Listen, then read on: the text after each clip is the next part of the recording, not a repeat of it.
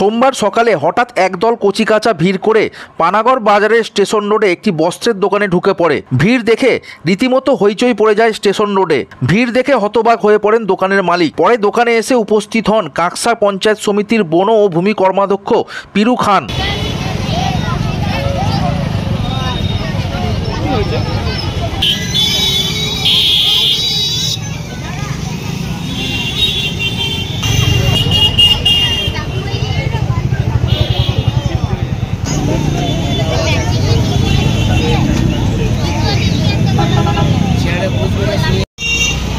জায়গা কম।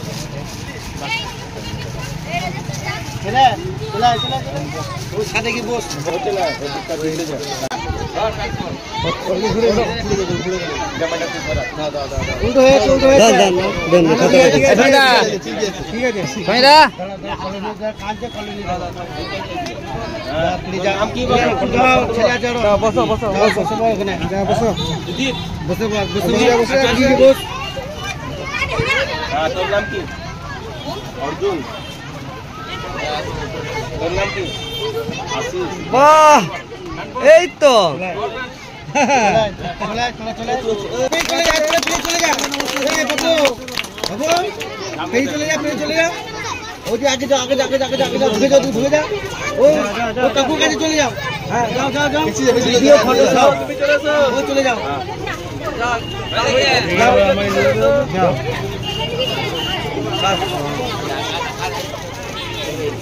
আমি নর্মাল লাগছে।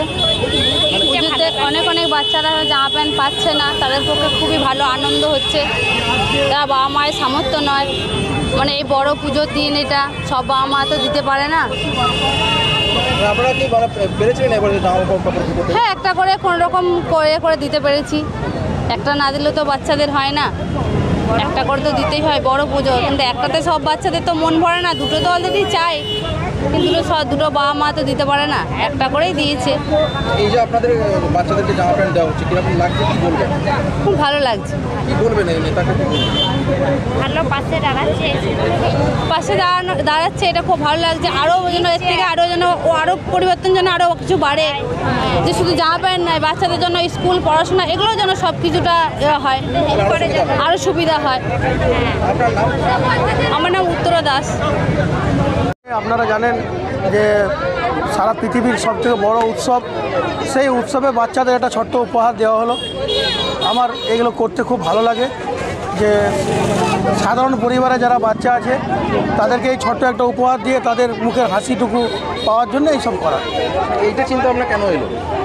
আমার মনে হলো যে অনেকে তো বড় বড় ফিল্ম স্টার নিয়ে এসে তাদের শো করে। আমি চাইলাম যে না, ফিল্ম স্টার বাদ দিয়ে যদি সাধারণ মানুষের বা সাধারণ পরিবারের বাচ্চাদের পাশে দাঁড়ানো যায়, সেটা একটা প্রচেষ্টা করলাম, যাতে এই বাচ্চাগুলোর মুখে হাসি ফেরানো যায়। কোথাকার সব বাচ্চারা? এগুলো সব পানাগড় গ্রাম, কয়রাকপুর সব মিলিয়ে আছে। কতজন আছে? প্রায় আপনার 150 জনের কাছাকাছি। আপনার নাম? আমি পিরু খান। পঞ্চায়েত সমিতি? হ্যাঁ, পঞ্চায়েত সমিতির বন ও ভূমি দপ্তরের কর্মাধ্যক্ষ।